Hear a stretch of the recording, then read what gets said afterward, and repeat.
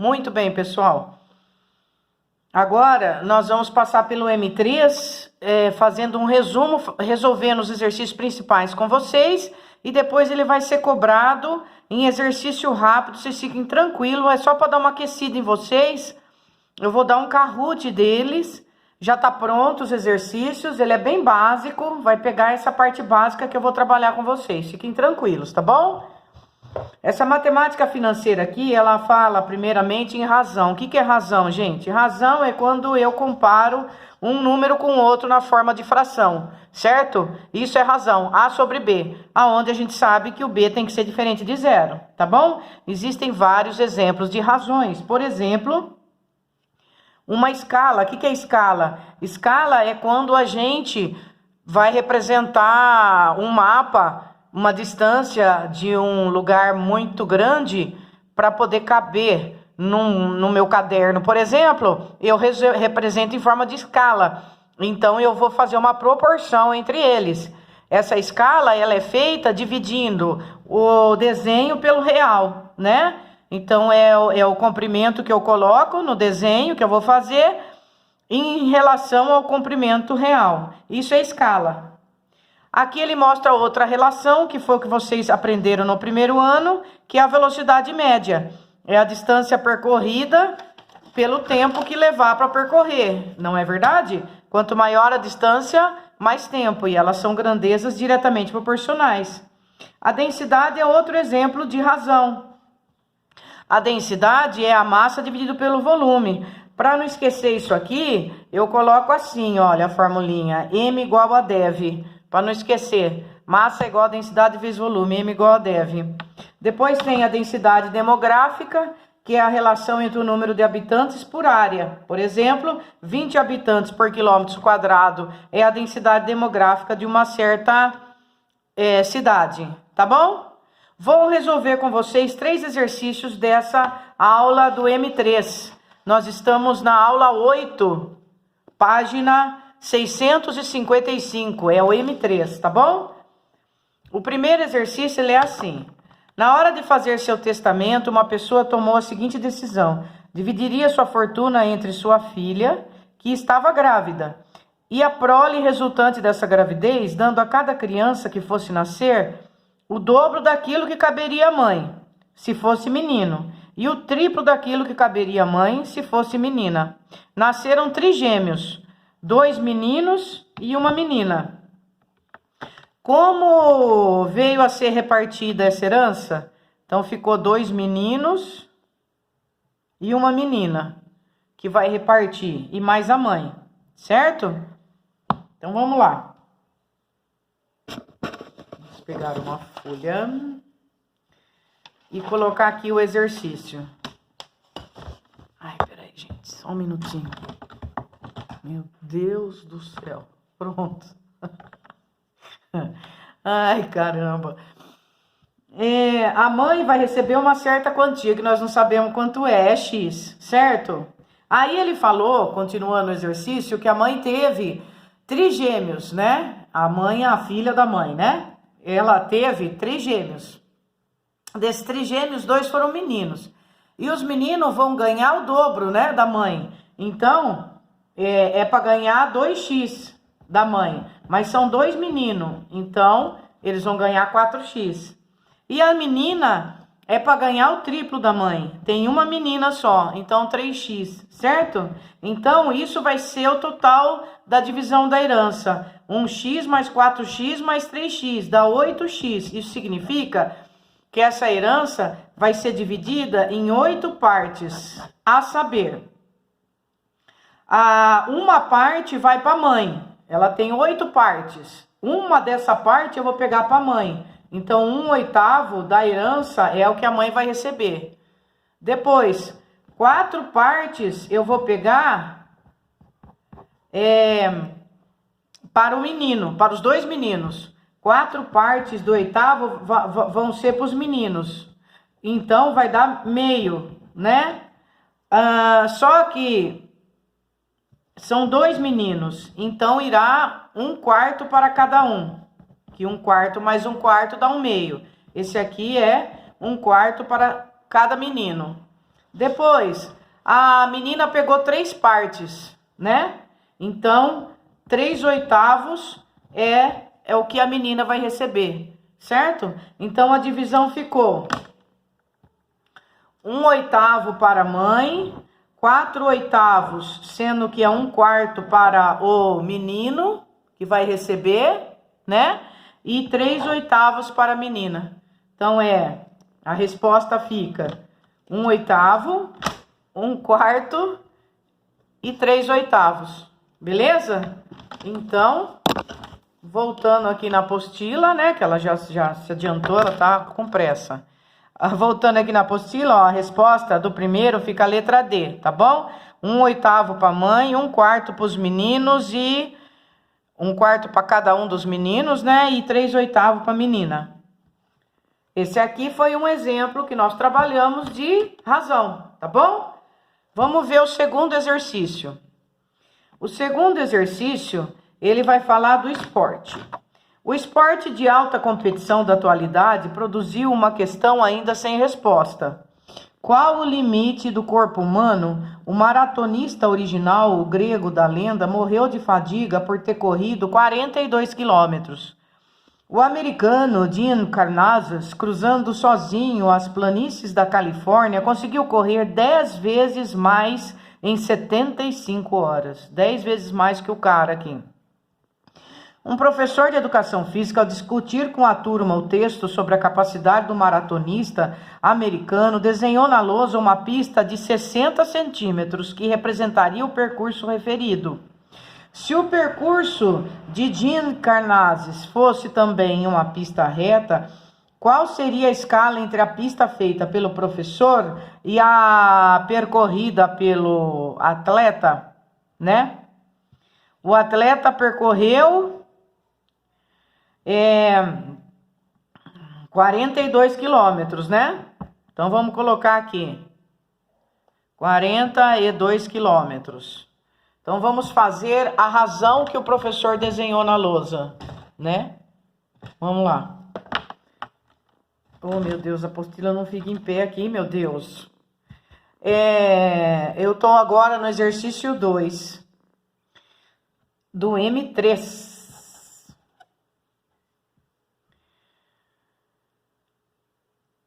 O maratonista, ele correu 42 quilômetros e o professor fez na lousa uma reta representando quanto ele correu de 60 centímetros e ele quer saber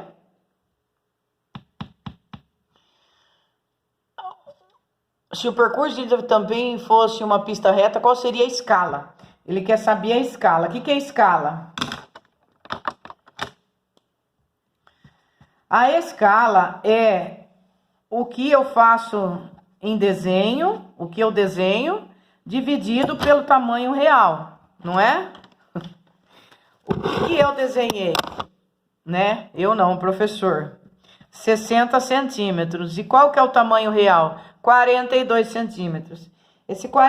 42 quilômetros. Esse 42 quilômetros nós vamos passar para centímetro para a gente poder comparar, né? Ela tem que estar na mesma unidade, a razão. Vamos aproveitar e recordar então a reta. Como funciona? Nós temos a reta, vamos lembrar dos múltiplos e submúltiplos do metro? Nós temos numa reta o metro que divide os múltiplos, que é o decâmetro, o hectômetro e o quilômetro. E os submúltiplos do metro, que é o decímetro, o centímetro e o milímetro. Não são esses os múltiplos e os submúltiplos do metro? Beleza. Aí, o maratonista, correu 42 quilômetros, certo? Esse 42 quilômetros eu vou passar para centímetros, para eu poder pôr essa razão aqui. Quantas casas eu tenho aqui para a direita? 1, 2, 3, 4, 5. 5 casas para a direita. Então, eu vou colocar esse 42 e 5 zeros. Porque assim eu vou. Estou aqui, eu não conto onde eu estou. 1, 2, 3, 4, 5. Fui 5 casas para a direita. Quando eu vou 5 casas para a direita, o que eu fiz? Eu transformei 42 quilômetros em centímetros. Tranquilo, pessoal? Então tá aí a retinha, tá guardado? É o metro, decâmetro, hectômetro, quilômetro, são os múltiplos, e decímetro, centímetro, milímetro, submúltiplos, tá bom? Tranquilo? Aí eu vou cortar um zerinho e simplificar ali, olha. 6 por 6 dá 1. Tô fazendo a razão da minha escala. E 42 por 6 dá 7. E ainda sobrou para mim 4 zeros. Então, a escala é 1 por 70 mil. A gente representa a escala em forma de fração ou em forma assim também mostrando a nossa fração, que é com 2 pontinhos, tá bom?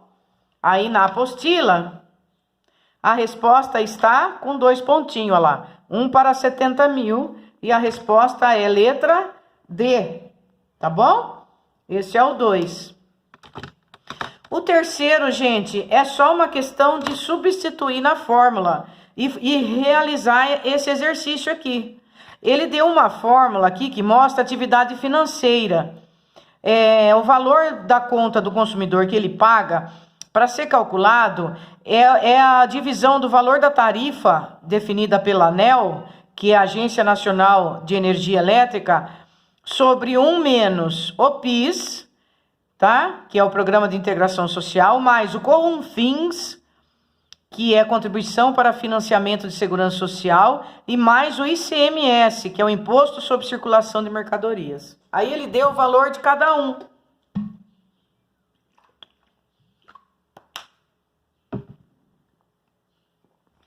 Ai, desculpa, precisei tomar água. Aí ele quer saber, ele fala assim, considerando o valor da tarifa definida pela ANEEL a um certo cliente de R$ 85,00. O valor da tarifa. O valor da tarifa, então, é 85.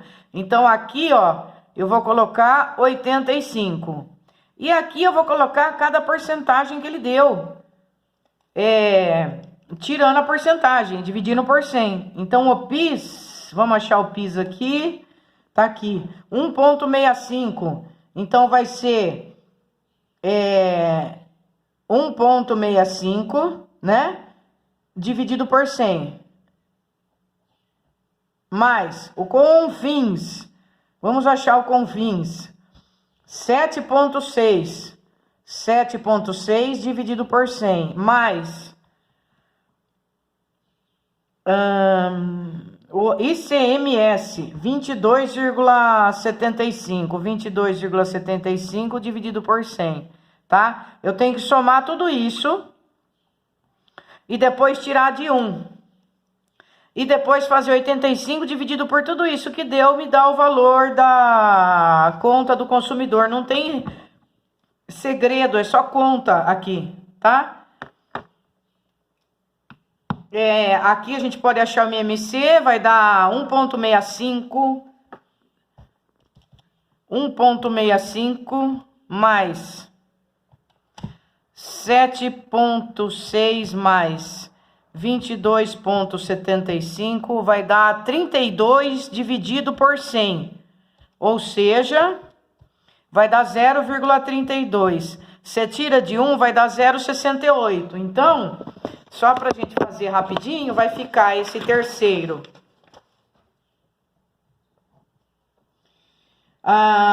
O valor da conta do consumidor que ele quer saber vai ser igual a R$ 85,00, que é o valor da tarifa que o exercício deu, dividido por 0,68.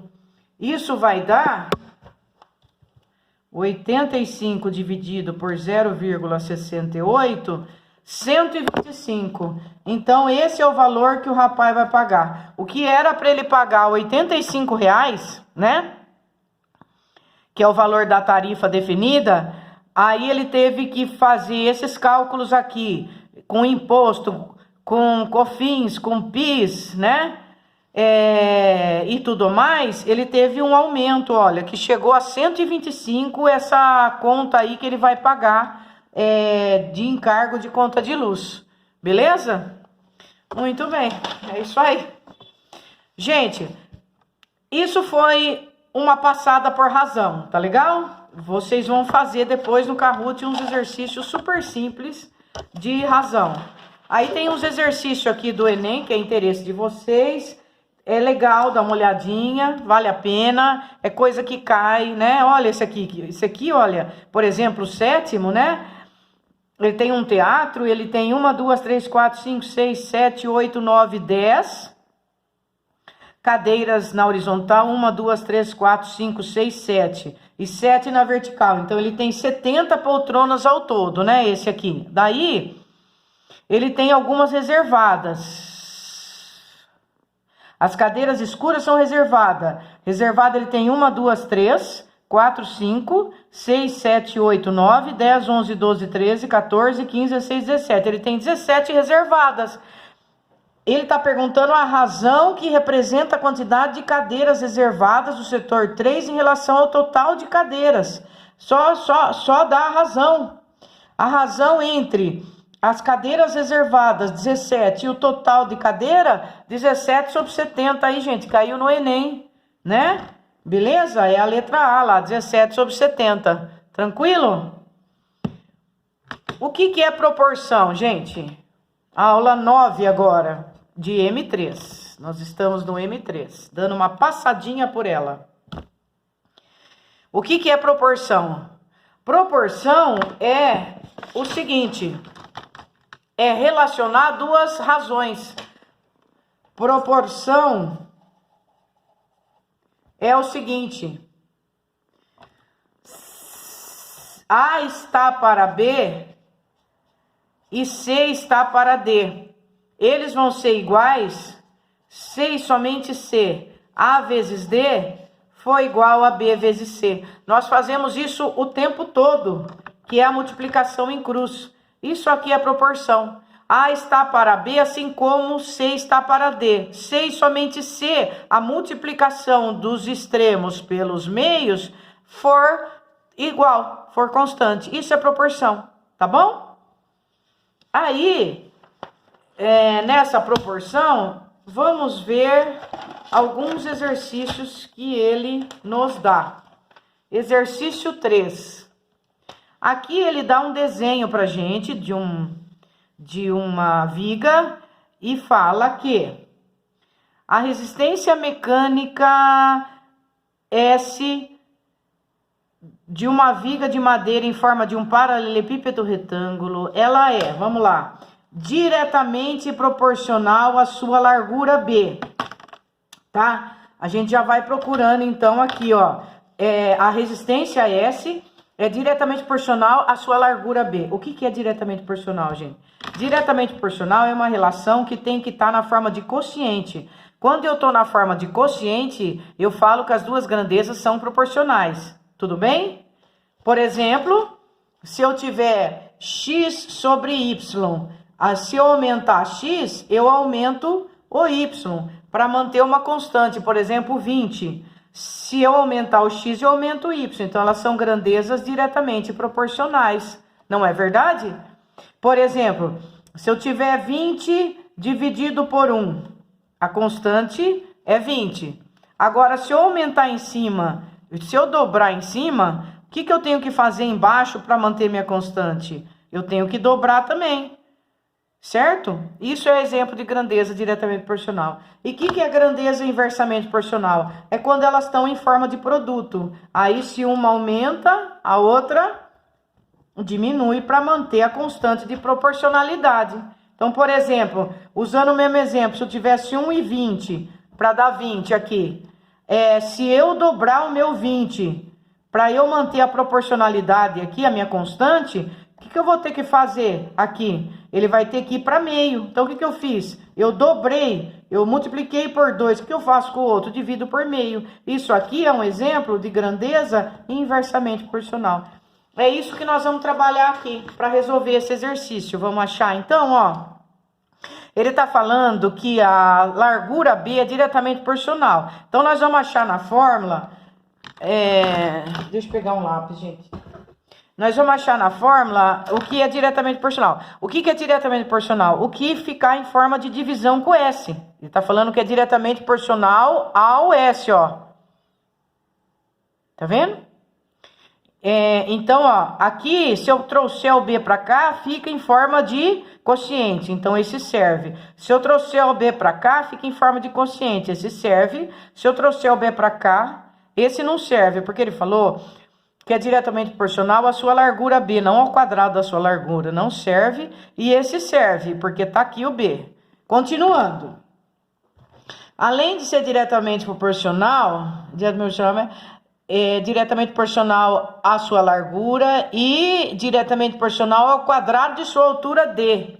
Agora, aqui serve diretamente proporcional à sua altura D. Olha lá, se eu passar para cá, eu venho dividindo D ao quadrado. Aqui não serve, já cai fora. Aqui serve, aqui não serve, aqui não serve. Pronto, ficou. Eu tô entre duas opções. Vamos continuar. Mais uma informação nós precisamos, então. Inversamente proporcional ao quadrado da distância.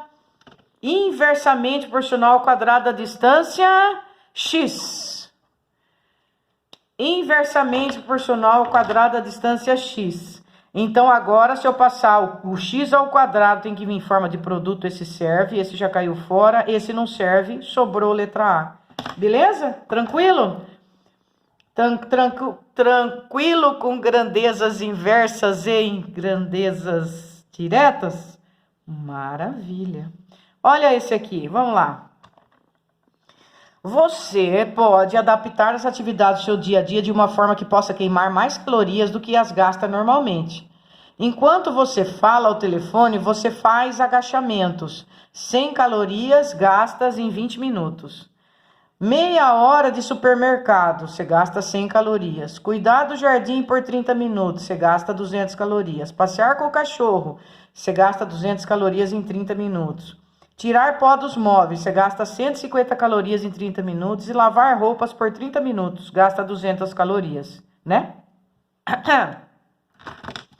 Uma pessoa deseja executar as atividades, porém ajustando o tempo para que cada uma gaste igualmente 200 calorias. A partir dos ajustes, quanto tempo a mais será necessário para realizar todas as atividades? Então, ela quer que todas as atividades dela gaste 200 calorias, todas. Bom, vamos lá. É fazer proporção.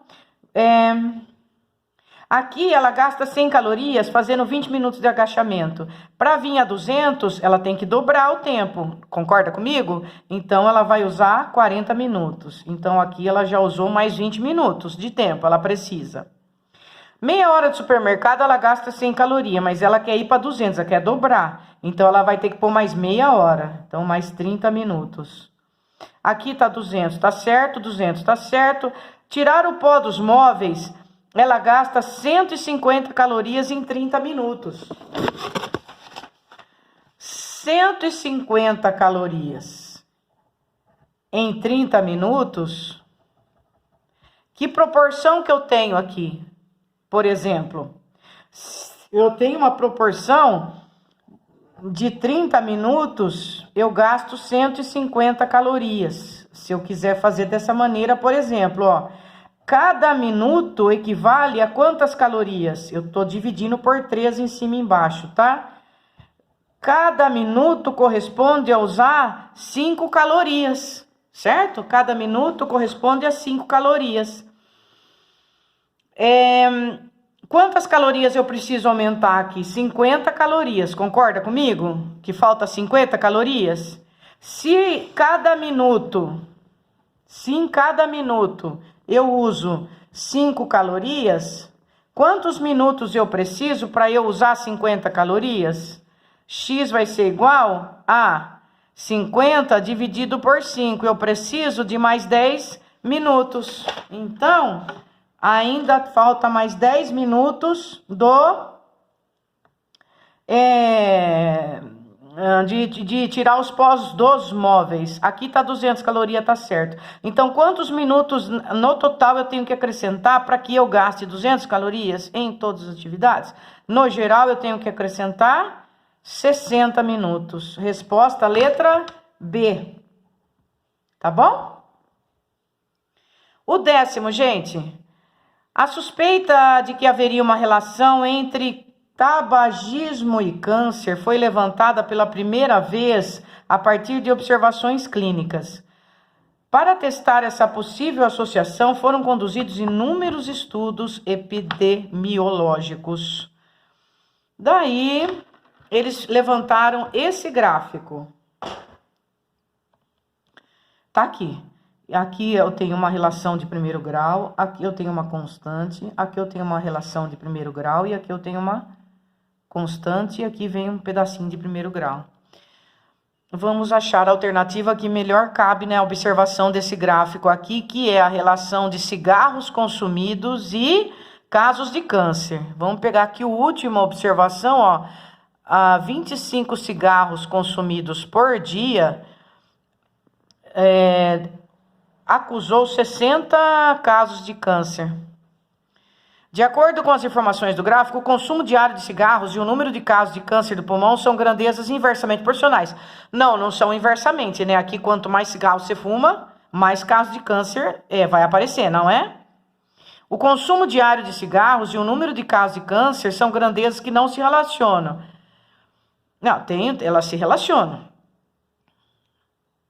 O consumo diário de cigarros e o número de casos de câncer de pulmão são grandezas diretamente proporcionais. Então, veja bem. Ela é diretamente proporcional nesse pedacinho aqui, ó.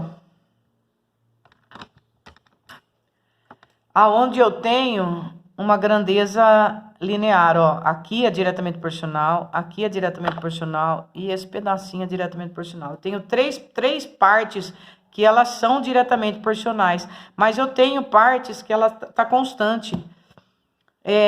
Consumindo 3 cigarros diariamente, acusou 20 casos de câncer, 5 cigarros, de 1 a 14 cigarros consumidos diariamente, equivale a 20 casos de câncer. Então, ficou constante. Esse pedacinho aqui com esse pedacinho se chama função constante, lembra?